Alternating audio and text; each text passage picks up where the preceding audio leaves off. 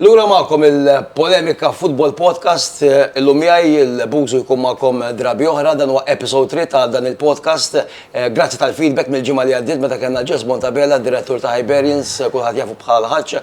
Illum għandna żewġ esponenti oħra interessanti fil-futbol Malti, illi bla dubju ta' xejn ħajkolna ħafna xi ngħidu f'din is-sija li ġejja biex ċertament intom li qed isegwuna fuq il-paġni soċjali tal-Malta Premier qed tkunu tistgħu issegwu bl-ammonti kbar kif għamiltu propju il-ġimgħa li għaddiet meta kellna lil Jess Montabella. Propju f'dawn il-jiem fil-ġurnata meta qed nirrekordjaw dan il-podcast ġie żvelat ukoll l-isem il-ġdid tal-kampjonat li kif kulħadd jaf ħajibda fil-tmiem il-ġimgħa ta' Santa Marija l-14, il-15 u 16 ta' Wissu li ġej. Iż-żmien qed joqrob tħanna fix-xahar ta' Lulju, il-VBET issa daqshekk jowħelt il-VBET Malta Premier. Tellajna l-polots ukoll, aktar mill-polots is-sekwenza sa timir kollha jafu biex il-coaches ikunu jistgħu jippjanaw minn nofsa Wissu sa l-aħħar ta' Ottubru vera bidu ta' Novembru, il-lobitu s-sekwenza ta' ma' min ser jilagħbu propju f'dan il-kampjonat. Kollox beda jifforma ruħu, il-qiegħed tkompli biex ċertament fl-14 ta' Wissu nitilqu dal-kampjonat it-tielet wieħed operat mill-Malta Premier League. Dak kollox bħala introduzzjoni minn naħa tiegħi nilqa' miegħi bi pjaċir żewġ ħbieb il-kap eżekuttiv ta' Hamrun Spartans, Marcell Bonnici u ħabib ieħor kbir, Rejzazu Farrugia, illi ċertament m'għandhom bżonn tal-ebda introduzzjoni, coach b'esperjenza kbira, ex-coach tat-tim nazzjonali, għadu ġej minn esperjenza fl-Arabja Sawdija ma' tim femminili, però ovvjament dwar il-futur tiegħek tkellimna minn hawn u ftit tal-ħin ieħor. Marcell, mill-ewwel ħanibdew bl-ewwel mistoqsija għax in-nies iridu jisimgħu lilkom mhux lili, propju kont qed nara il-mezzi soċjali tagħkom propju anke f'daw il-jiem, propju llum ir-recording qed isir illum l-4 ta' Lulju, jaħbad eżatt 5 snin minn meta erbaħtu l-ewwel kampjonat, minn meta ġejtu preżentati fil-Victor Tedesco Stadium. Kienet xi ħaġa unika, xi ħaġa bla preċedent, jien kont preżenti għax kont għadni parti mill-MFA dak iż-żmien, kont qed nakkumpanja wkoll il-President il-Bjorn Vassallo. Il-mixja tagħkom daw il-5 snin. 5 snin li fihom jidher li erbaħtu 4 kampjonati, tliftuh l-aħħar wieħed, il-mixja tagħkom fuq overview ta' dal-5 snin kemm ilkom inti Erik u s-Sur Portelli tmexxu dal-klabb glorjuż. Grazzi tal-istedina u nsellem il-dak kollu qed jisimgħuna u jarawna. Kif qed int, din kienet is-sitt sena lilna fil-Ħamrun. Kien vjaġġ interessanti, kien vjaġġ li fih ħafna affarijiet sbieħ. Ovvjament kien vjaġġ li tallimna ħafna wkoll u nemmen li kien vjaġġ illi il-futbol Malti ibbenefika minnu fis-sens modestament nemmen illi konna katalisti u rejna it-triq biex klabs oħra nollu l-livell tal-futbol Malti. Mill-aspett tekniku qed ta' kemm il-darba jien nemmen illi sar żvilupp tekniku fejn jidħol il-kwalità tal-logħob. U nemmen illi it-tim li rbaħna bih l-ewwel kampjonat, illum nemmen fil-livell li qegħdin illum jistragilja biex iżomm ruħu fil-kampjonat. Dik hija ovvjament opinjoni mhix xjentifika, ġast opinjoni tiegħi, però jien hekk nemmen. Mill-lat ta' amministrazzjoni u organizzazzjoni nemmen illi konna wkoll protagonisti fil-mod kif għandhom jitmexxew l-affarijiet fil-futbol. U b'sodisfazzjoni. L-operat amministrattiv. Mill-lat amministrattiv u mill-lat organizzattiv. U nemmen ukoll u kuntent ħafna u sodisfatt li timijiet oħrajn illum qed isegwu il-mudell ta' kif aħna proponejna li għandu jitmexxa il-klabb Malti. Allura jekk inħares lura fuq dawn il-5 snin li għaddew din hija 6 sena, nħares lura b'mod pożittiv ħafna u nemmen li tajna sodisfazzjon kbir lill-supporters tal-Ħamrun. Kieku kellek terġa' tmur lura daw is-6 snin minn meta bdiet din il-ħolma għal kull Ħamrunies, x'kont tagħmel differenti? Eżempju, kapaċi m'għandix raġun, taf forsi naf il-għaw coach b'esperjenza d-deċiżjoni tagħkom fl-appuntar fil-ħatrit tal-coaches. Bdiltu ħafna coaches. Beda Mark Buttigieg, għaw ċibħalek, jidher li kellkom il-Branko.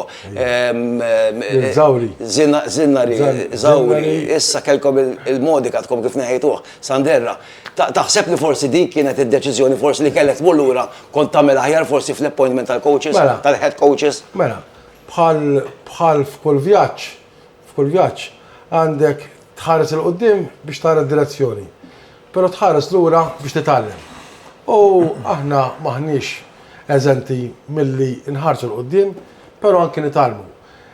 Nemmen li kien ħarsu lura mhux biss fuq il-coaches, hemm affarijiet oħrajn li nemmen li għandna nitgħallmu minnhom, hemm affarijiet li setgħu saru aħjar, hemm affarijiet li setgħu saru f'inqas żmien, fl-opinjoni tiegħi fuq ċertu affarijiet ħadna ħafna żmien biex isiru kif għandhom isiru, però in general, nħarsu lura b'sodisfazzjon, nħarsu lura b'ċertu nostalġija sabiħa wkoll u looking forward il-qudiem fiduċja illi il-futur ħajkun isbaħ minn dawn iż-żminijiet tal-passat. Rejt, nsemmu l-coaches, mhux neċessarjament ħamrun, inti ovvjament li segwi minn barra, il-livell ta' coaches għaw Malta, bdejna s-season li għadda, il-kampjonat li għadda, bdejna bħafna coaches barranin, però spiċċajni li bit-8 minn 12 li kienu Maltin, jitneħħew u mbagħad jiġu replacjati minn Maltin.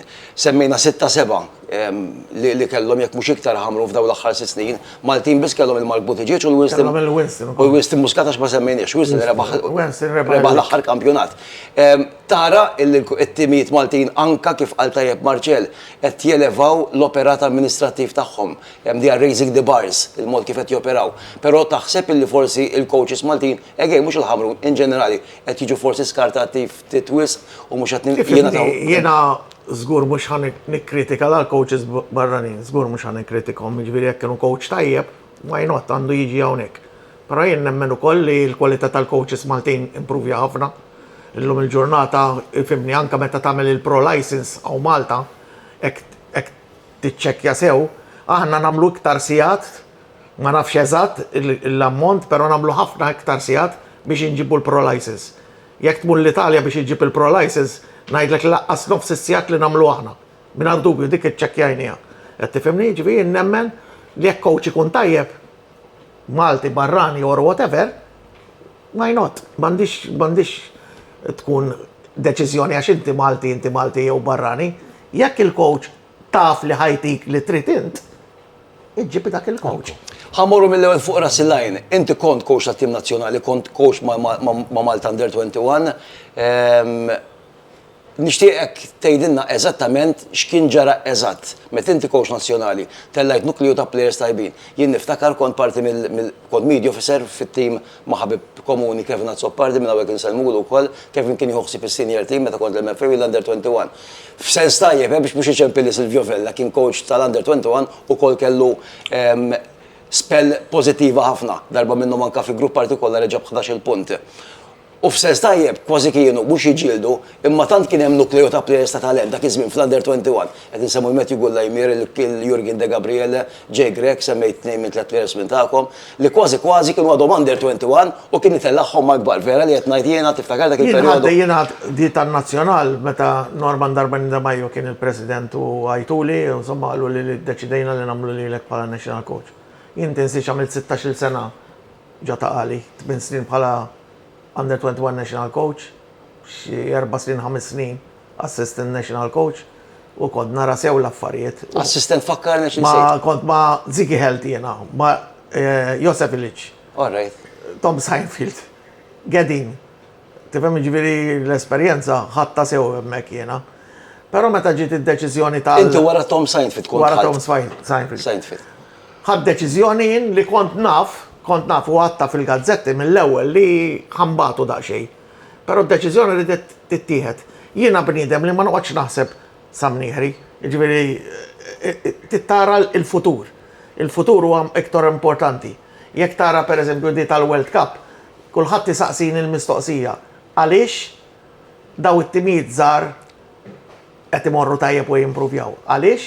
Għax daw għamlu l-homework tagħhom sew, ħadmu jitfit, li sfortunatament ngħidha open li aħna coaches Maltin maħniex maqdin biżżejjed, kulħadd għandu li tiegħu tajjeb u hekk għax tiegħi aħjar, aħna minflok impoġġu madwar mejda. Mhux coaches biss. U niġbdu ħabel wieħed. Amministrazzjoni wkoll. Impoġġu madwar mejda. Jien ngħid x'inhu t-tajjeb tiegħi.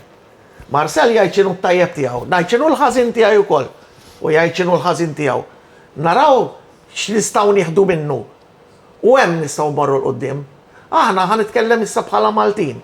Ħan nispiċċalek dik il-biċċa tan-national team għax inti kontem, jien ħadd deċiżjoni li nofs l-iskwadra titlaq. U dik il-nofs tintela bil-plejers żgħar. Meta jqul Lajmir, Kerċo, Ġej Grek qed issemmihom kollha, Dunstan Vella, kollha kemm huma. Gorbolan, u passer Imbong. Joseph Imbong. Kollha magħna labin ma ngħidx jiena it-tim li konna. Jiena Branko Ronald Vella, daw konna, ħna Luka Pagani, ċali Xiberras, ħamsa ħna kol ma konna fil-lum il-ġurnata jek titla taqali, it-tim nazzjonali, hemm xi 17. Qed tifhimni, imma ħna b'ħamsa ħdimna. We were very close-knit family. Qed tifhem aħna jiena ħaġa waħda nixtieq ngħid. Għandna identità aħna l-Maltin. Nafu fejn irridu mmorru. Għax aħna kull darba li mmorru fuq programm, dejjem ngħidu għax nistgħu nagħmlu hekk u nagħmlu hekk u nagħmlu hekk. Are we proud aħna li aħna Maltin? Are we? Insaqsija, nixtieq insaqsija, aħna kburin li aħna Maltin. Ma naħsibx għax aħna vera tlifna l-identità. L-identità tagħna spiċċat dal-pajjiż. Qed tirreferi għal għal kollox qed titkellem.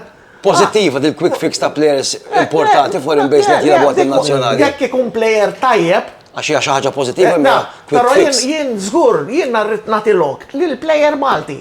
Importanti li tagħti lok il-plejer Malti. Mhux għax nirrappreżenta l-MPL, imma grazzi għall-MPL, grazzi għal klabs professjonali bħal Ħamrun u s-soħrajn li qed jikkupjaw f'sens tajjeb u għandu jkun il-livell, l-istandard tal-kampjonat u tat-timiet elit qed jola. Però għad hemm problemi kbar fil-futbol Malti. X'tara li huma l-ikbar problemi li bħalissa jeżistu Marċell? Propjament ħanaqbad il-kelma l użajt int. Propjament użajta jien. Inti użajta. Il-livell qed jola. Però aħna poplu, għax ħalli nkomplu ftit fuq li kien iż-żażu. Aħna poplu, opinjoni tiegħi dejjem. Illi għandna bħala nikkuntentaw ruħna u wisma l-ajr. Ma nirrealizzawx. Ma fuq naraw il-television, ma fuq naqraw, ma nirrealizzawx. How much hard it is to succeed. Kemm trid tinvesti fik innifsek, kemm trid tagħmel sagrifiċċji. Però aħna għandna problema bħala pajjiż.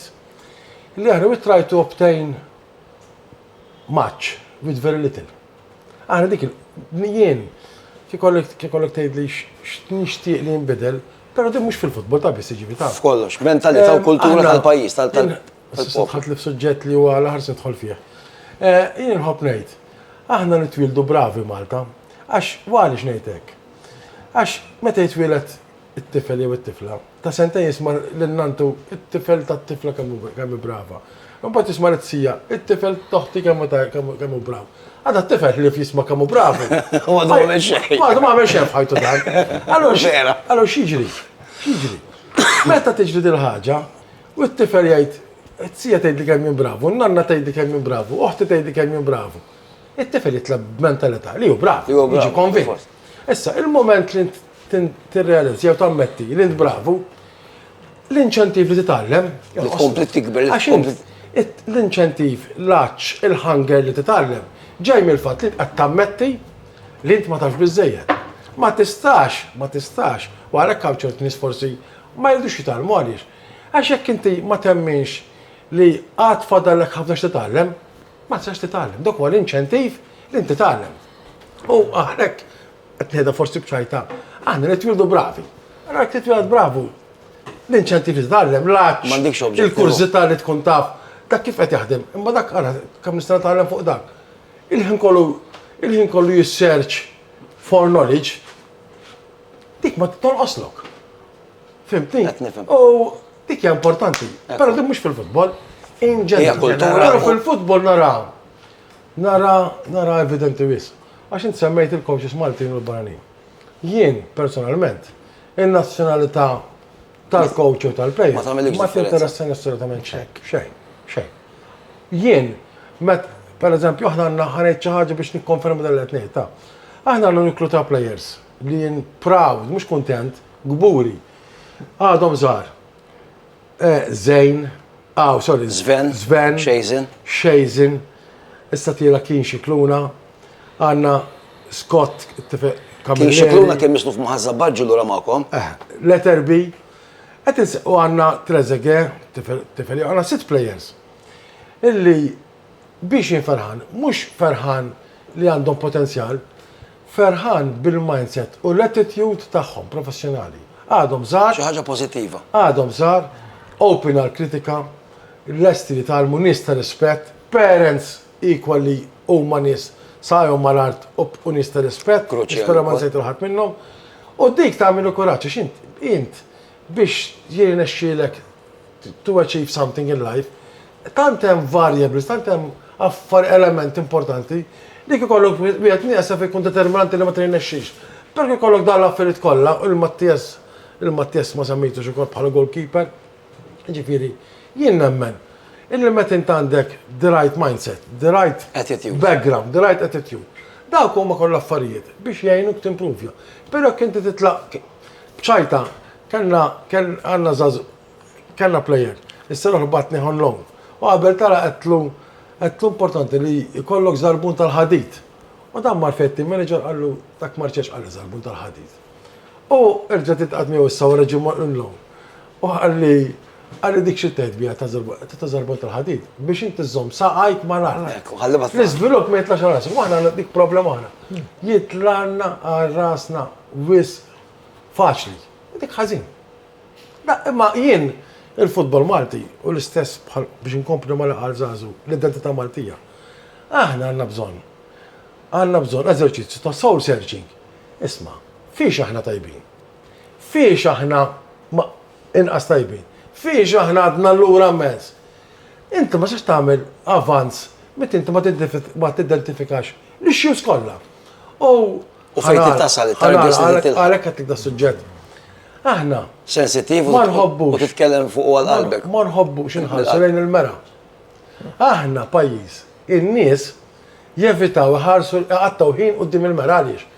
Għax il-mera tgħidlek l-affarijiet. Kif huma?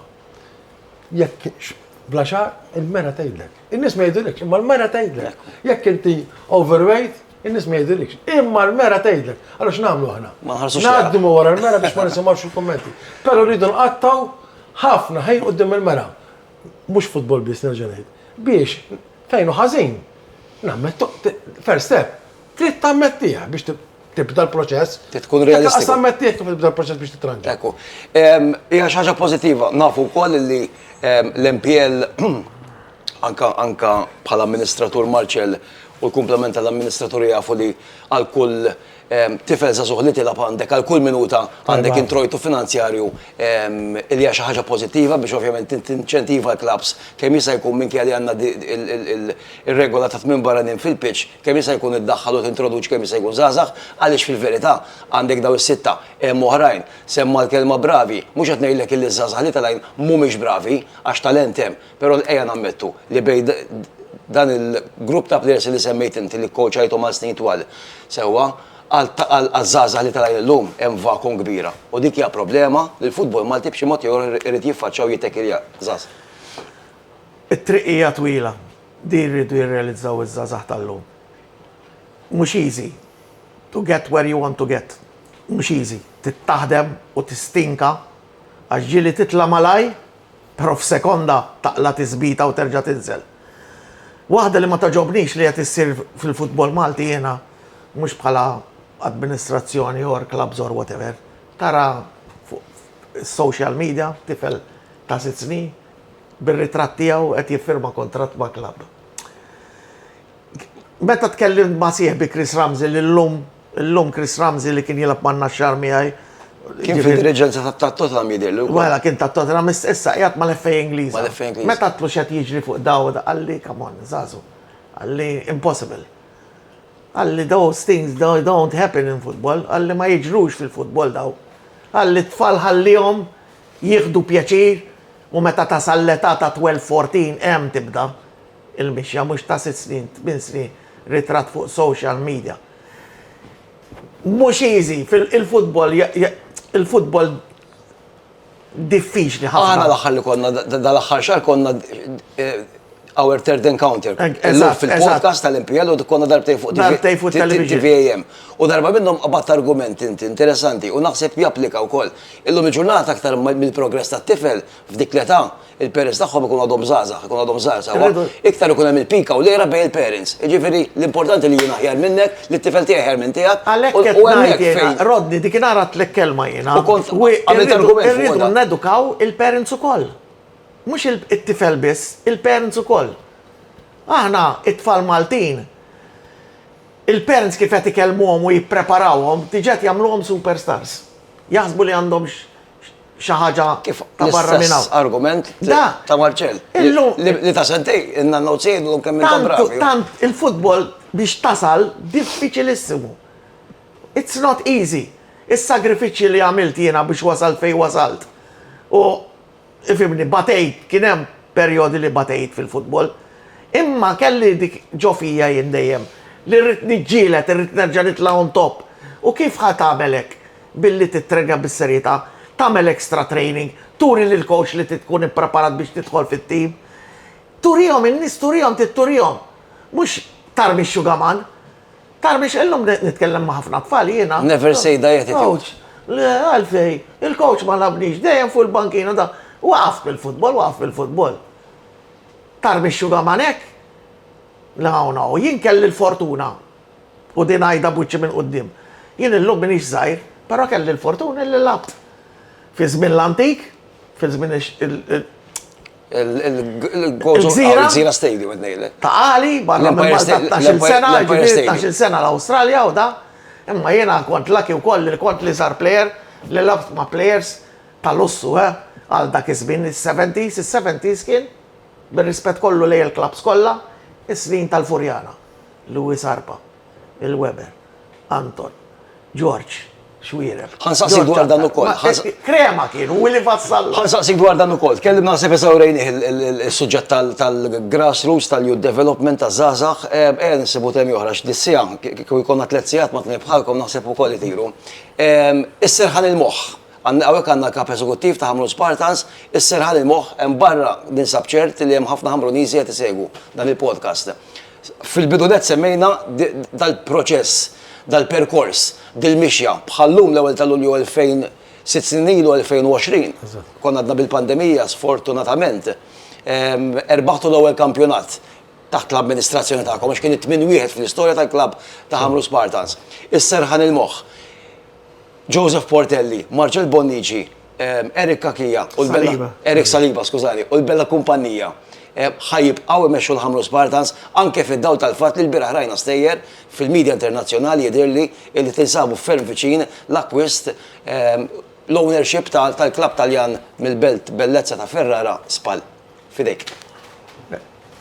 Ma naf bl-ebda indikazzjoni li tagħti xi xatt xifhem li ma nista' nkomplu mal-Ħamrun, anzi, konna dejjem ċari. L-istorja tal-biraħ u tal-Ispal. Konna dejjem ċari li aħna ħanibqgħu mal-Ħamrun.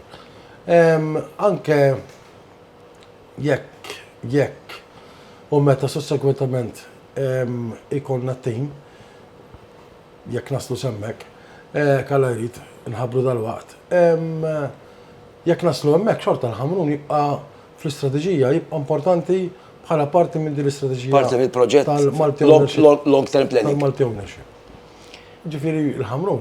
Alright, fuq l-Ħamrun kont ċar. Issa ma Spal nafu li telajnu nisdin ovvjament innegozjaw, ilkom tinnegozjaw, negozjatu ma' klabb żgħira fiex wasaltu kemm verament qegħdin viċin illi sa fl-aħħar tiffirmaw il-kontratt u l-klabb ikun parti minn dan l-ownership. Issa sejri nafdex wasalna ċ-ċirkjawa. Tajjeb, ġifieri fadal l-arbitċa xekil baħar ikun mqalleb. Tispiċċa tinqalleb bil-faħ.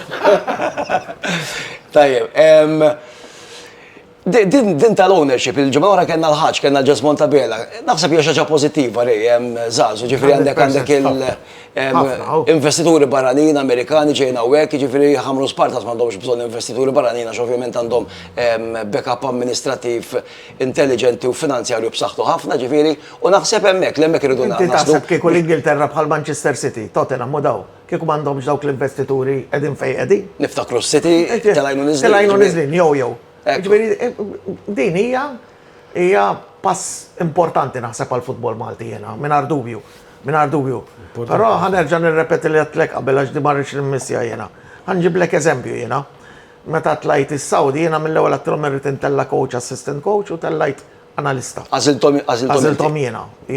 U tellajt il-Brian Bartolo, bissieru tiftakruh il-Carmenu Bartolo viċi tal-MFL u bnajt buċċi minn qudiem. Tal-Mellieħ. Di coach bil-pro license kollox, coach top notch. Però għanna li iż-żajr, il-ħadċa fuq sewen u għax ilhom jiġu wara. Il-Ryan Spencer. Ryan Spencer huwa ħuħjat Referi. Duncan. Ryan huwa tal-meravili match analyst, data analyst, li memx l-ewwel wieħed li ħajkun, ġota qali, u he's a coach, qed jagħmel il-B license coach. Da tifel ta' 23 sena, bravu immens. Biex noriki jena li aħna kapaċi, kif attint, aħna kapaċi daqs ħaddieħor. Aħna nitwildu bravi, qed ngħid sew. Però mbagħad tissaħħaħ Emment imbagħad tibqa' taħdem biex mhux you stop, you keep going on, tibqa' sejjer u tila u dejjem titgħallem. U fil-ħajja hija importanti li nafuha di li titgħallem minn għand kulħadd. Mill-ignorant u mill-bravu. U kif qal Marċell tibqa' saqajk malart ma tikbirlek rasek. Hekk tikbirlek rasek, iqaf, tkomplix.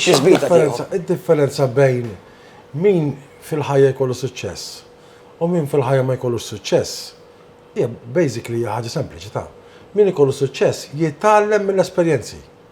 Jitgħallem jibdel id-direzzjonijiet. Min fil-ħajja ma jkollu suċċess jgħaddi mill-esperjenzi xorta bħal ħaddieħor. Però ma jitgħallimx. Jerġa' jirripeti l-iżball. Jiġifieri anke meta jkun xi ħaġa negattiva hija esperjenza. Jien dejjem inħobb ngħid hawn min għadda mill-esperjenza ta' vera koroħ. Però kien kapaċi jitgħallem, kien kapaċi jimprovja u jaċċetta l-iżbalji biex ma jerġax jirripetew. U għamil għattajt irrepeti l-istess żbalji. Ġifieri kemm int lest li tkun umli għax din hija l-issue. Int biex titgħallem trid virtu importanti. L-umiltà li tgħid jien ma nafx. La ma nafx. Kien iltaqa' ma' Rejżażu nitgħallem.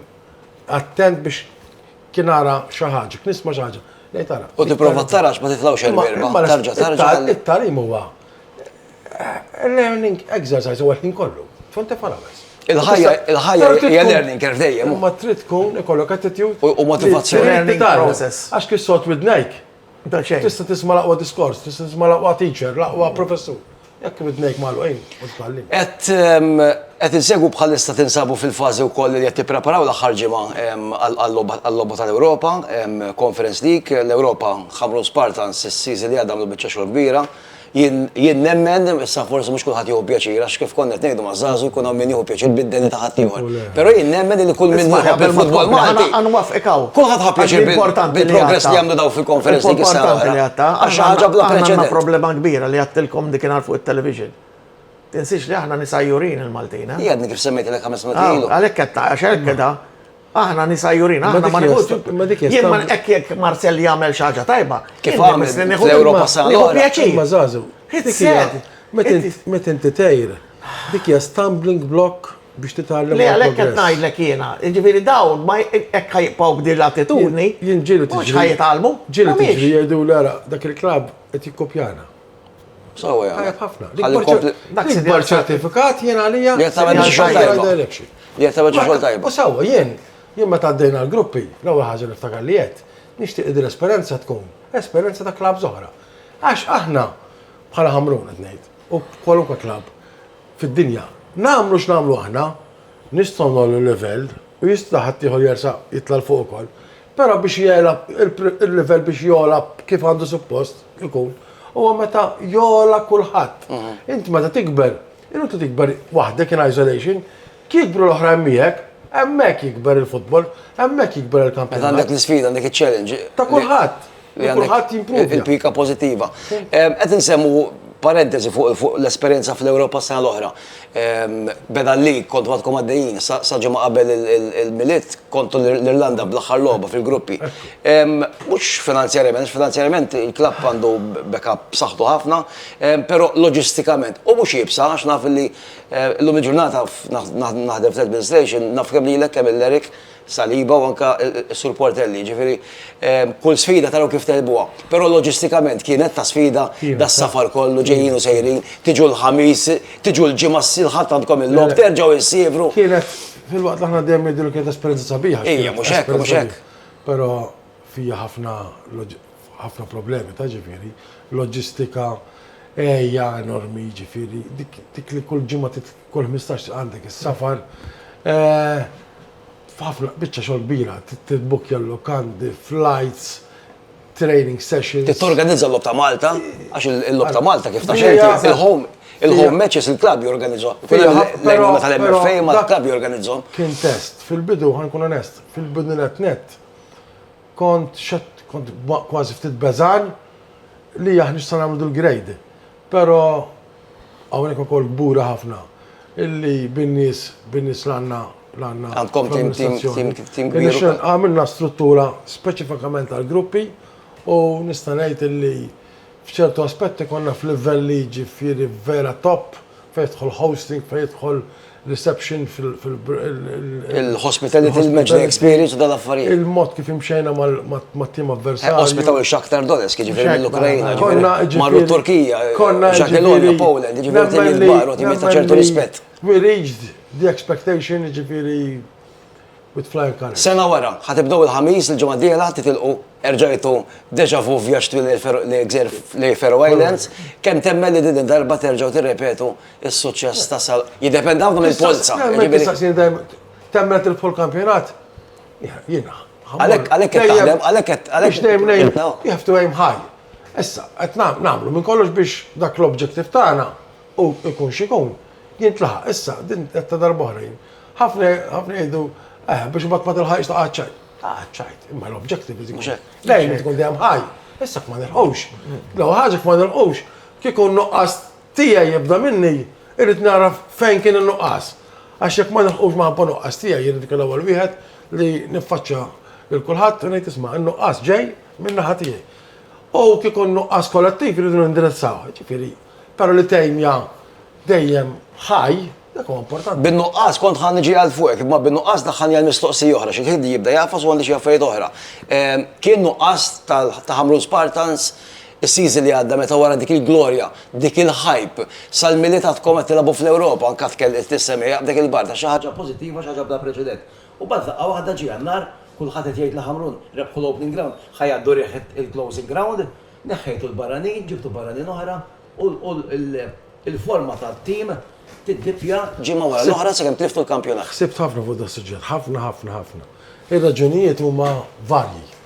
Hemm raġunijiet ta' deċiżjonijiet. Parti. Hemm raġunijiet ta' mental fatigue. Tejja mbagħad dak il-lob koll. Labu il fuq minn 55 logħba f'season sieħla. Labu żewġ staġuni fi żmien hekk tilab żewġ staġuni 55 logħba dak il-perjodu. Mental fatigue kien enormi, ġifieri jien ovvjament jien ma labx. Imma mental fatigue hemm ikun, ġifieri. Dak kienu żewġ fatturi enormi, mbagħad hemm il-physical fatigue ukoll. Dak kienu tliet fatturi kbar, ġifieri, però ċertu nies biex jaqtaw fil-qasir jgħidu għax bdilna f'Jannar. Dak kien fattur. Kemm kien xwejt kellu, it needs to be. That's the bigger picture. Id-dettalji n-nies ma jsemmuhomx. Il-fatik fuq il-players. L-żbal. U meta ngħid żbal, jista' jkun żbal għamiltu, jista' jkun żbal kien kollettiv, però f'Jannar għax intetli, kif tħares lejn dal-vjaġġ. Dan din hija każ partikolari, nħares lura u minn dik l-esperjenza nitalmu. Kienet esperjenza ġdida, sabiħa immens, però kien fiex titgħallem. U jekk jiġi dal-istaġun, jekk jirnexxina diffiċli nerġgħu ngħaddu għall-gruppi. Nerġa' nagħmel iżbal, dak imbagħad ikun tortat. Nevitaw li jerġa' jiġri dak l-iżbal. Għax hekk titgħallem. Wara 4 snin li rebħu l-kampjonat Ħamrun Spartans, kulħadd dominanti, kulħadd jgħid li kulħadd ma ħajħodulhom, il-fatt kienu Florjana sa ta' kemm min kien.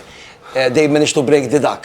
taħseb li jista' tkun iktar jibsa ħamru biex jerġgħu imorru għal da suċċess għax it-timijiet l-oħra parti l-istess Champions League il-Hibs, bil-Kirkara, Sliema, l-Belt, kollet jarmaw biex ovvjament jgħidu qed tifhem x'qed tipprova ngħid. Kien hemm it's all about the mind. Kien hemm perjodu fejn ħadd baqgħu jarmaw timi, però bdew jibżgħu l-ħabru ħajbqgħu jerbħu l-kampjonat xi 10 snin. Jgħidu l-għamlu għal-Furjana, dawn il-klabs li semmejt, nista' nagħmilha jiena. Qed tifhem l-argument? Jiena nemmen li illum is-sena d-dieħla il-kampjonat ħajkun very, very, very close. M'għandix dubju. Il-livello min jiġi għajd li jiena l-Furjana, jew il-Ħamrun, jew il-Belt, jew il-Hibs, whatever. It-timijiet qed jissodaw. Naħseb it-timijiet kif għaddek kemm tajt titgħallem mill-iżbalji. L-investiment qed isir f'kull klabb u naħseb jiena is-sena d-dieħla l-kampjonat jekk xagħti jiġi għajd l-isma' min taħseb ħajħolli ngħidilhom żgur mhux ħanajdilkom għax żgur ma nafx. Hemm għandek 5-6 timijiet kollha biex ma semmejx il-gżira. Fil-bidu bdejna kulħadd qed jorganizza lilu sew, talmu mill-iżbalji, talmu mill-iżet, jitalmu n-nies il-klabs qed jitalmu mill-iżbalji. Però kif qal Marcellek, is-sena d-dieħla pereżempju l-Ħamrun jerġa' jiġri l-istess, u mbagħad impoġġi bil-qeda rrid inkun nafx għaliex. Għax l-iżbal tagħmlu, kulħadd jagħmel żball, però importanti li ma tirrepetihx. Semmina l-Furjana, għandi kurzità, naseb barra anke ħafna nies għandhom kurzità. Inti niftakru li kont 12 sena l-Awstralja mal-Melita Eagles, dawk Melita Eagles. Għamilt perjodu hemmhekk tal-lim ħafna, ġifieri esperjenza li ċertament tal-mitek. Lura Malta, u mbagħad naxxar nazzjonal, lura Malta, Furjanis minn dawk il-kbar. U qatt ma kellek konnessjoni mal-klab tal-Furjana. X'inhi r-raġuni? Għax Wara li ġejt mill-Awstralja. Kif wasalt Le, għax kif wasalt l-airport. Jien ġej ġimgħa qabel il-mara, mara mret il-ġimgħa mal-familja l-Polonja u ġejt Malta. U l-airport kien hemm Mario Loporto. Ma nafx tafux il-Mario. Tiftakru Mario tafu sew Mario. Il-Kert naf. Top Ben, top Ben. Ma Malta wkoll. Jiġi minnu Kert Loporto. Missiru. Missier bil-Kert. Top Ben, Mario. Marcel. Għatlu għara Mario jena, għalli, wara 12 sena l-Australia, għalli, għatlu xetta mela jena, għalli ġejt għalik. Għalli, kelli 34 sena. Għalli, waxab, irriti kelbek Michael Zambit Tabone, għatlu Michael Zambit Tabone minnu, għazraf minnu. Għalli għadda niġi għalik, u morru nara, u mort għajt ma Michael Zambit. L-Oklanda, probabli. U da, Storbius, he's fun, Għalli ridek ma naxxar. Ma naxxar tu jina xawati għalli nabsena mal-Furjana u dezzit. Għalli ħanħallasom. Għalli u tiġi mija, għatlu nabsena. Sentej għalli, għatlu għarrajt. U rranġajna ma dak. L-ħalloba tijaj kelli, kem kelli xie 42 sena u 3 xhur. Konta minn 8 snin ma naxxar. Mela 8 snin ma naxxar. L-ħalloba tijaj fil-Premier kontra l-Hibs li f'dawem xej. 42 sena kelli. U dejjem Premier jew għax naxxarna fuq. Mbagħad waqqawna kien hemm logħba għalluna biex ma ninżlux. Niftakar u mbagħad erġajna tlajna. Pajt hemm pajt. X'kien dak il-każ tiftakru? Ma żurri kienet il-logħba ma għalluna biex ma ninżlux il-klabb. U ma nżiltux għall-lob. Ma nżilniex. Niftakar kienu waqgħu mhux first. mill-ewwel. Third division. Kienu waqgħu third division. Second division. Second division. Storja kbira dik. Ma Mario Marcel jafu l-Mario żgur. Top man. Insemmulu minn hawnhekk. Mela, bħalissa dejn intom ġimgħa qabel il-logħba li semmejna Faroe Islands, però dejn bil-kuntratti ta' players barranin għadkom qed tiffurmaw l-iskwadra. Ovvjament ma nistax ma nsaqsikx wara perjodu twil ta' suċċessi il-divorzju ma' Joseph Imbongo Henry Bonello. Kienet weġġa ta' qalb għal kull Ħamrunis għax kienu drawhom jollu t-tazzi, drawhom jerbħu l-medalji, drawhom jerbħu s-suċċess, però ovvjament kull storja kull bidu fih it-tmiem tiegħu. Nigost, issa sejtni, id-domanda xħajkun l-opportunità li nispjega ftit. U maħħom irt indaħħal ukoll l-ixfi ta' Stefan Sultana. Li ingħaqad bħala assistent ma' Pawlu Żammit ma' Birkirkara. Eżatt. Mela, ħanibda bi Stefan Sultana. Number 1 fuq Stefan Sultana, ġifieri ngħidha b'wiċċi minn quddiem. Jekk hawn persuna f'Malta fil-futbol li għandi rispett enormi lejha, Stefan huwa mal-ewwel fl-ewwel postijiet għaliex. Stefan huwa persuna professjonali, serju, immens, diċenti, immens, ta' integrità inkredibbli u dawn it-tip ta' valuri mhumiex komuni f'ħafna U nies. marari ħafna. Stefan jirrappreżenta dal-valuri kollha flimkien. Mela, qed nispjega bil-fatti u buċċi minn quddiem li fuq Stefan Sultana there is no personal issues. Xejn. La jien, la hu, la ħaddieħor, xejn. Anzi, nemmen illi Stefan huwa acquist tajja ferm għal minħadu fil-dalkas bil-kara. Però fil-futbol, fil-ħajja, tiġri li fuq xogħol ukoll jien, illi ikun hemm momenti, ħin, żmien, illi jisma' nagħmlu ftit kambjament. Issa, jien ma nippretenix nagħmlu kambjament nagħmlu fil-coaches, għax dak isiru spiss wis. Però Stefan kien ilu mal-ħamrun deċenni, mhux snin, deċenni. U jien minn sawaħħal fatti ieħor jew nġipargu, jien ħassejt, illi kienu wasal żmien li anke għal Stefan ikun motivat b'esperjenzi ġodda. U aħna nagħmlu deċiżjonijiet differenti. Però dan kollu ma jnaqqas xejn, laqqas xejn, bir-rispett enormi li għandi le u nemmen li dil-ħaġa reċiproka fuqi. Jiġifieri dak huwa l-każ Stefan Sultana. Fuq Joseph Mbong. Joseph u Henrik. Joseph Mbong. Meta l-qajna miegħu, ovvjament kien spiċċa l-kuntratt, għamel bħal kull plejer ieħor għamel ċertu talbiet illi u ċertu kundizzjonijiet li aħna ħassejna li ma nistgħux naraw. Ovvjament l-istess spiċċajna għax jien hekk nemmen relazzjonijiet huma importanti ħafna u jien nemmen apparti il-plejer f'dal każ plejer int għandek il-persuna. U jien nipprova fil-ħajja illi għalkemm nista' ma naqbilx miegħek imma relazzjoni tibqa' Ħawaqfek sekonda komplex interessanti. Lajdut li seta' kien hemm clashes fuq it-tattiċi u fuq il-coaching system ta' Giacomo Modica. Hija parti mir-raġuni għalfej Joseph Joseph Mbong. Kienet waħda mir-raġunijiet, però dik ħaġa komun tista' tiġri f'kull plejer bħal min titażel ix-xogħol fejn tmur għax ma morx taħdem hawn mhux hawn. Għax hawn inħossni komdu, in-nies ta' madwar inħossni. Dak huma deċiżjoni. Issa kollok impenjat. Ma jaqbix mal-manager isib xogħol ieħor. Ġibhom fil-futbol li jien nirrispetta u irrispettajthom, però ovvjament ir-rol tiegħu huwa li niddeċidi u nimxu l qudiem. Inħares lura biex nitgħallem, però biex nibqgħu mixin nkollu titħares il qudiem. U rajna li m'hemmx lok fejn nistgħu b'xi mod nirranġaw flimkien. U sar deċiżjoni, mutual consent, he went his way, u aħna ħammorru t-triq tagħna. Fuq Henry Bonello l-każ kien differenti. Henry Bonello li rrid ngħid huwa li s-sena l-oħra Henry Bonello il-mod li mexa bih tant kien professjonali, tant mexa b'leadership, tant wara leadership skills, tant kien captain illi għamel ħafna ġid lit-tim u l-players sħabu illi żgur ma kienx il-każ ta' kif ħarġet l-idea li Henry Bonello kellu issues mal-coach, anzi, Henry Bonello kien l-ikbar supporter tal-coach. Il-coach ġifieri, waħda mill-affarijiet importanti għalih kienet il-preżenza ta' Henry Bonello. Però fil-każ ta' Henry Bonello kien hemm issues oħrajn li nqalgħu later on u l-istess.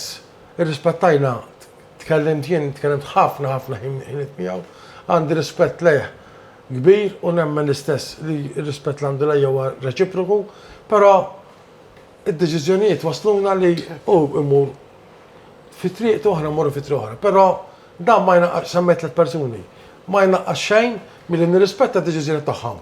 Nispera li huma jirrispettaw id-deċiżjonijiet tagħna u ir-rispett jibqa' reċiproku u ntilqu l-qudiem. Għażmin il-qudiem. L-esperienza fis-Saudi Arabia, kont 12 sena l-Awstralja, issa dik ġej mill-Arabja Sawdija, kombinazzjoni għadhom kif ġew drom mal Cape Verde, nixtieq insaqsik fuqhom kif daw il-Cape Verde gżira daqsna popolazzjoni kważi inqas minn tagħna llum il-ġurnata ġew tliet dross fil-grupp face out tal-World Cup ma' Spanja, mal-Uruguay u mas-Saudi Arabia għadhom fil-kompetizzjoni saħelu mal-Arġentina. Għandhom skwadra sieħa fil-World Cup, kollha tilab barra l-pajjiż. Kollha kemm huma jilbu barra l-pajjiż. Barra l-lokal. U aħna kważi qasalna wieħed illum il-ġurnata. It says a lot. Tkellem inti u anke dwar l-argument naf li tixtieq titkellem Marċel. Ngħidlek fdi fuq ta' Cape Verde u mbagħad ngħidlek fuq il-Saudi fuq Cape Verde u daw jiena hekk tiftakar x'għattilkom fuq meta kont fuq TVM għattilkom it-timijiet kollha organizzati, però hemm ħaġa, they are proud. Hemm il-pride. 100% ta' kollha kemm pride kbira. Skwadra kemm hemm l-iskwadra ta' World Cup? 24? Sorry. Xaġek. Kollha kemm huma jilagħbu barra l-Cape Verde. Hemm il-pride, hemm Skużani ta' waqaf. La tibżax hemm l-unità flimkien, maqudin, hemm laqda, wieħed hekk jilab wieħed tarhom jibbekkew jekk jiskurjaw go kollha jmorru jifirħu. Hemm meta jkun hemm laqda, tasal kullum kien. Jekk ma jkunx hemm maqda, ma tasal imkien. U dik li jrid jiġri aħna ġo pajjiżna. Disċiplina, tkun proud minn int, ma tinsix minn fejġejt, tinsix minn fejġejt fil-ħajja. Tinsix minn fejġejt. Għax dak u s-sagrifiċċju, dawk hemm tista' jkollok suċċess, il-bija qatt ma ħajkonna suċċess. Tistgħu tajdu li tridu. Bħala Malta qed nitkellem. Naqbel miegħek. Għax jitkellem meta jisab il-pajjiż Jien mhux qed nitkellem klabżu da. jitkellem bil-qalb. Jekk m'hawnx ħanamlu daw l-affarijiet u ninaqdu flimkien, nieħu t-tajjeb ta' Marcel, jieħu t-tajjeb tiegħi, il-ħażin tiegħu u l-ħażin tiegħi. Nimxu fit flimkien. Kien hemm dak l-element Dak, ukoll. inkella minn tħatasal imkien. Fl-aħħar disfatta li kellna dis-sena tal-Aksenberg. Apparti tal-Aksenberg, Kien hemm dak l-element mhux ukoll. ma nsemmi xejn. Jiena ifni. Tikxef nebda Irridu mmorru l-qudiem Rodni. Kulħadd jaf ġara. Però kien hemm effert biex ovvjament tinżel taħt it-tapit. Irridu nibdew move on, vera. nibdew chapter ġdida, impoġġu flimkien, nirrispettaw il-xurxin, mhux nejru għal xurxin. Lejra hija inkredibbli ġo dal-pajjiż. X'għandek xi tgħid Marċel fuq dal-argument? Għal ħafna żagħżu u ħafna sew. Ħanerġa' nirripetihom li semma, id-disciplina. Wilek. Completely. Il-sense of achievement, which is very, very low. It-tielet ħaġa, l-umiltà. L-umiltà. Ir-raba ħaġa, l-importanza li you work hard.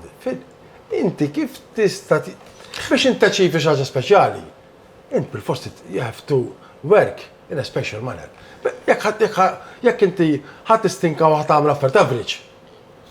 Ir-riżultat ħajkun ta' average. Jien inħobb ngħid illi if you think poorly, very poor, you produce mediocrity. Jekk student ħajmur l-eżami jipretendi jew jistudja biex iġib 50 ħajġib tiegħek. Tistudja biex iġib 100 ħaġib 80. Moħħok l-attitude, il-mod kif iġibrok, il-mod kif il-behavior tiegħek huma mediocri, tal-livell baxx. Inti kif tippretendi li you produce quality, kif jista' jkun? Għandek xorti ġifieri tagħmel sagrifiċċji tagħmel minn kollox li jirnexxielek għax mhux m'hemmx garanzija li ħatamel dan l-affarijiet ħajrnexxielek. Imma li jużgurek ma tagħmilx dan l-affarijiet. Ma rrid ħaġa tal-aħħar. Aħna l-problema tagħni din. Ħana naċċel. Aħna naqbdu ma' verità. Mela x'jagħmel il-bniedem biex jagħti il-failures tiegħu x'jagħmel. Mela jien għandi t-tifla jew it-tifel m'għandix mill-eżami. U x'nagħmel? Kien kun passjonali. Kien kun ħajrejja. Il-teacher ma kienx tajjeb.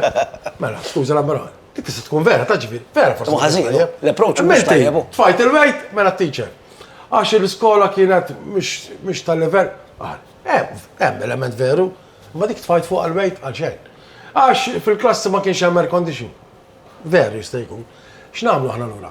Insibu tal-iskużi kollha. Jkunu biċċa minnhom ikunu veri ta' ġifieri. Però inti qatt minn Però jkollhom 10% tal-wejt. Imma dak aħna poġġolhom 90. Imbagħad ngħidlek imma t-tifel studja. Insomma, le mela 90 fuq it-tifel. U 10 fuq dan għax nagħmlu bil-kontra. 10 fuq it-tifel. U 90 fuq l-affarijiet. Għazza tal-aħħar, skużani. Le, U fuq Malta x'nagħmlu? Fuq il-futbol issa. Għax aħna pajjiż żgħir. Veru.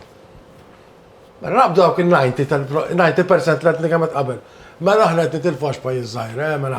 Dik li no. Mela jien biex nemnek li vera dik il-problema. Nsaqsik, isma' nutrition, all right? Inti tagħmel sija qabel it-training mat-tim u sija waħda wara waħdek ukoll kif jagħmlu il-professional people. Motivator. Inti flaxija torqod kmieni biex tistrieħ. Inti ovvjament ma tixrobx. Nutrition, x'tiekol x'tixrob. Inta tagħmel dal-affarijiet kollha. Le, minn nagħmel xejn minn dawn. Mela, l-iskuża mhux għax pajjiż żgħir. Għax int min tagħmel xejn minn dawn. Il-motivation tiegħek, il-mod kif inti, il-mindset tiegħek, tanti ta' dilettant, tanti amaċer. Limitat. Ovvjament ikollok riżultati ta' dilettant. Il-players jiena dejjem ngħidilhom, għax din hija habit ngħidilha jien. Ikun hemm players u ħafna players li jiġu jibdew jippuntaw swaba lejn ħadd ieħor. U jien ngħidilhom dejjem nkellimhom waħedhom biex żgur ikun hemm clear conscience. Mur id-dar. Għandek mera d-dar? Mur id-dar. Ħares lej il-mera. U għajt li l-ek il-nifsek. Nej semmejtu għal-mera. Jiena, xamilt tajjeb, xamilt ħażin. Għaliex qed nippunta subajja lej dawk il-players. L-ewwel ara x'qed tagħmel int. And you play for the team, you don't play for yourself. Inti għat-team qed tilab, m'intix tilab għalik il-nifsek. Di li semmejt għal-motivation. Ma teżistix għaw Malta. Konġi għal dik il-mistoqsija, inti ġej mill-qasam tal-coaching. Illum il-ġurnata bħalek għaw head coaches tajbin, physical trainers, goalkeepers, għandhom il-clubs motivator jew nazzjonali. Għandhom. Minn hemm. Dik għattilek di. Per eżempju, għax saqsejt il-mistoqsija tal-innu nazzjonali, it-tfal tiegħi Koreani. Meta kienu l-iskola u kienu jarawna nilabu l-under 21 fi żmien Massimo Grima, tista' timmaġina. Għatli dat. Għatli dat. Għatli għalix bil-Malti, għax bil-Malti melliħi, insomma, l-lum il-ġurnata. Għalix ma jkantaw. Għalix ma jkantaw. 5-1 mal-Macedonia. Għalix ma jkantaw l-innu nazjonali. Di tifla Korejana, kienet għadda zaħira. Għatli dat, għatli taf xan għamel. Għatli ħan prenti għalek l-innu nazjonali, Malti, tiħulom, ħallihom ġiba jaqrabu da. Jitkisru fuqu. U għamillom fil-dressing room, u għek għamilt, noħorġu għallom u nara l-Massimo Grima. Li l-din l-art xelwa, l-istejjer kikun iqfaw għawsa. Il-Saudi għal-saqsi. Il-Saudi għalli mbat nibdaw nalqu u anke l-axar mistoqsija dwar il-change of coaches li kellhom il-ħamru propju fl-ħarjem. Ġejt, kienem faqqet il-gwerra, kienem minn kwid kbir, fl-axar ġejt l-ura pajizek, għettejx għedgawdi ovvijament meritatament għax wara season bħal dak is-sajf mal-familja tijak għaw Malta, pero issa xħajġi ħatirtira, għed tinsess li għed tikber, ħatirġa tmur ma dat-tim tan-nisa. Ma nedirx kbir. Onestament id-denisa, onestament mux bħali. Le, isma' jena. Għaxan għalli id-denixja. Għandi ħabib kbir tijaj Saudi. Għandek kuntat tajjeb. Da, li najdlek very soon ikun il-president tas Saudi Federation. Da, suħija. Ġivi danu għalli biex immur u tlajt, b'rispett tijaw, waħda minnom, u b'rispett jisintendi, it was a challenge, u l-esperienzi tiegħi l-ewwel darba man-nisa, imma l-players li kellna speċjalment il-barranin top notch. Kollha ex-Olympic Lyon, Brazilian Internationals, is-sitta li kellna the best. Bħala futbol tan-nisa Saudi baqalhom. Din hija r-raba sena kienet li beda l-futbol tan-nisa, però huma ħajjaħdu l-World Cup ta' 2035 wara li tsir 2034 tal-irġiel ġos Saudi. Ġos Saudi. Qed jinvestu. Mhux li jmiss ta' wara. Qed jinvestu flus enormi, l-stadiums li qed jibnu huma ta' barra minn hawn. Infrastruttura. Pereżempju hemm naħseb tafu Andy Marcel. Mahoney, Dominic Mahoney, kien mal-ħamru. Di tielet sena top analista, meċ top taf Marcel. Top qiegħed mal-kazzija ma' Brendan Rodgers. Li kien koxa ser naħbib sew kien għax aħna, pereżempju f'sentej, badna 75 flight aħna. Il-futbol jiżviluppa 75 flight, u aħna pereżempju nilabu. Aħna konna nlabu fil-ground tan-Nasser, għal-Hilal, kien ikun hemm ġili anka Benzema ġi arana, pereżempju. Għax ma ninsewx il-futbol tal-Irġiel għax investiment ta' flus.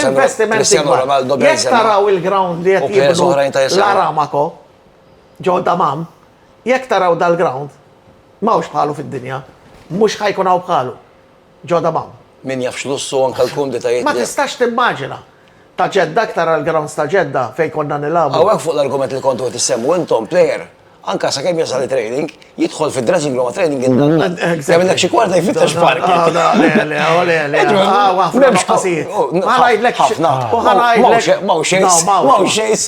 Ma vera, x'kieku jiena player, kieku għamillek kwarta nofsjan jfittex. Fej jitrenjaw daw, b'kull rispett għandhom faċilità, ejni kif ħada. U kod idħol. Roddi, ek tiġi tara il-ground. ġaħat nofs ta' kelma, sorry. Verem l-art, naf għandek raġun, u anka jnet nitħaq deep down. Għanajdlek biex ma nkomplix inkabbaraw da, l-esperienza tijaj ġo Saudi kienet esperienza enormi, għal-bidu kienet cultural shock, imma najdilkom għalix, għaxin kont Medina. Medina viċin Mekka, l-iktar post religjus li jem ġodda, pero ek tħalli €1,000,000 għonek u tiġi xar wara hemm ikunu. Garanzija. Jirrispettawk tkun għaddej fit-triq, per eżempju, jiftħu l-bib tad-dar, ejja ħabibi, ejja ħuteh miħaj. Ġiviri rispett. Offrew li kontrat ta' sena oħra, pero rrifjutajt. Għandi offerta minn ġedda tim tal-irġiel u offerta daħlet il-ġimgħa l-oħra mill-Katar. Ma nafx nagħmel għandi problema, jien it-tifel ma nistax inħalleh. Għax it-tifel tħallih. Xej, eżatt. Ġifieri għandek inċert dwar il-futur tiegħek. Nawguralek, però Ġifieri mhux ħanirtira l-issa. Le, il-fatt li jkollok l-offerti hija ħaġa pożittiva. Għandek daw l-offerti kollha, sinjali ovvjament jaraw. We were successful. Il-talent, il-football knowledge tiegħek u ovvjament il-kapaċitajiet tiegħek illi bħalma kellek suċċess fil-passat, is-suċċess ikompli għaddej. Grazzi ħafna. L-aħħar mistoqsija ħanalqu Marcel, smajna propju fl-aħħar jiem li issa kienet qed tissemma ovvjament ma kienx plain sailing ir-relazzjoni, kellu l-pożittiv tiegħu, character-wise kien okej, qed nirreferi għal Coach Giacomo Modica, però ovvjament mhux neċessarjament kien dejjem on the good books ta' supporters tagħkom ta' dirigenti, għadek kif irreferejt inti ma' wħud mill-players, kif spiċċa d-deċiżjoni li ħadtu biex ovvjament jitneħħa Giacomo Modica u kif wasaltu jew hekk bdewx il-kuntatti mal-ex coach tal-Hibernians li għadu kif kien mal-Lazio Primavera Stefano Sanderra biex jibda din l-avventura magħhom. Il-coach Giacomo Modica, aħna jien il-President u Erik, il-rispett l-għanna leħ huwa on a personal basis huwa enormi, bniedem affaxxinanti fuq livell personali. Però ovvjament huma personalitajiet bħalma għandi l-personalità tiegħi. Fil-ħajja importanti l-adaptability u l-flessibilità fil-waqt li jiena favur id-disciplina, fil-waqt li jiena għandi kemm ħafna affarijiet, però qatt ma trid tinsa l-kuntest li tadatta u tifhem il-kuntest. U sfortunatament, għax bħala futbol għadna il-mindset tagħna għadu ma laħaqx dak il-livell. U mhux lest. Dak l-assistent ta' Zden Exema, ne? Mhux lest jagħmel dak is-sagrifiċċju għadna maħniex hemmhekk. Però allura bil-fors kien se u frictions. Jien bżajt meta ddeċidejna fuq Zeman, jien kont naf ħanġibu preċiż fuq Zeman, fuq Modica. Uħsibt li ħajġri dan li ġara fl-ewwel sena, fl-ewwel xhur. U x'ħina sseparajna l-ewwel xhur, qed tistra ma ġara xejn. Però jien naf każijiet l-Italja fi żmien Zeman u fi żmien Modica li sakemm l-impatt, ix-xokk ħalli ċertu frictions. Però ftana fil-bidu ma seħħx. Kellna żewġ issues ta' żewġ players solvejnhom it-tekiljajthom mill-ewwel. Però naħseb li ma seħħux għax tant kellna suċċess sa' Diċembru. Illi bħal dejjem meta jiġri fil-futbol, is-suċċess jagħti ħafna problemi u jkunu x'ikunu. U nemmen jista' jkun spiċċajtu b'relazzjoni tajba ma' Giacomo Modica. U ħanibqa' għal dejjem. Narawh coach tal-ispall? Le, f'dan livell le. Titbissem. Le, imma peress li mhux ħeġġa ta' għax għandna spall huma livell ta' eċċellenza. Però ma neskludix. Għax il-livell tiegħu huwa ogħla minn spall. Ma neskludix li x'darba jista' jkun, però fuq il-coach Sanderra għandu naħseb fuq sentejn, dak konna ħanġibuh sentejn ilu. Kien għadu kontrattat mal-Lazio? Però kellu problemi ta' saħħa, dak iż-żmien li ħsibna fuq. U malli nqared dilixxu minn 4 profiles li kellna konna nevalwaw u inserta ġiju mill-ewwel morna għalija. Esu bħalissa d-dejta findi dan huwa żmien ta' transfer market, uffiċjalment jidher l-lum ta' transfer market l-ewwel ta' Lulju. Esu bħalissa Ħamrun Hibs għaddejjin il-Hibs ħadu plejer tal-Ħamrun, il-Joseph Mwang.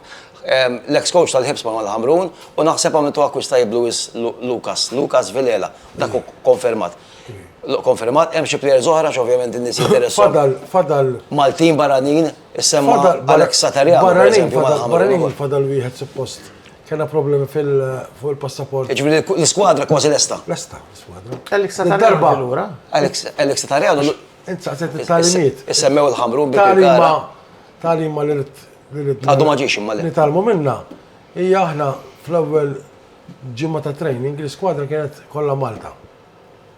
Ġifieri fil-bidu fl-ewwel ġimma ta' Ġunju, meta bdejna training, l-iskwadra kienet kollha bil-barranin l-esti. Darba sibna ħafna kmini, dik tevitalek il-passaġġ transition tagħmlu iktar smooth. Però fadal barrani żgur u forsi Malti nisperaw. Ma tridux sweeper u niġri. Ħallina b'Malti, mhux ħaġa saqsik, għu semmi żmien issa nkunu nafu. Marċel Bonnici, grazzi ħafna. Grazzi Sija taret, tal-Megost. Grazzi l-O'Reilly, il-pubba u fuq ġibba li ovvjament jilqana. Grazzi Sandro ta' kull ġimma biex ovvjament tiwaslu daw ix-xandiriet. Sandro kien plejer tiegħi biex tkun taf. He's a very nice guy. Jien labtu premier. Very good, very good. Xi darba nġibuh Simon Abela, iż-żgħir x'ismek? Andre, Luke Zerafa, il-kru tekniku, Rodni Vassallo jsemilkom, jatikom il-komplement ta' sajfi tajjeb, jiena u l-Bużu nġon kun ma'kom baktar podcast, Polemika Football Podcast. Il-komplement ta' serata tajba, nsemilkom.